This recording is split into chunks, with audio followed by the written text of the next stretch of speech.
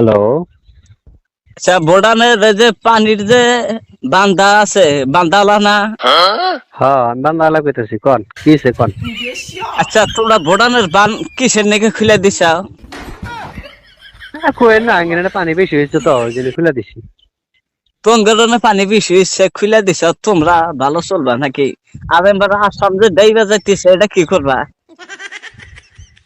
এখন আসাম তো ডাইবে যাইতেছে, তুই কি করা লাগবো এখন কোন? আসাম ডাইবা যাইতেছে, পানি দিয়ে রাস্তাঘাট তলা যাইতেছে গা।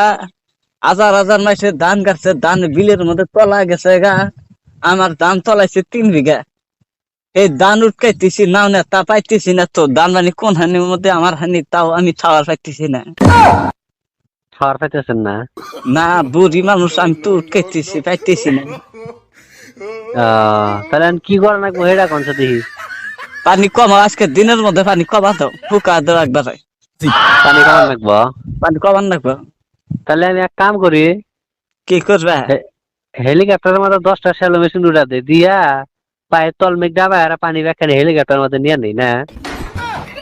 না গো, তোমার কথা কোনো ফেলে ভালো লাগতেছে না। এই যে কে গো বেটা,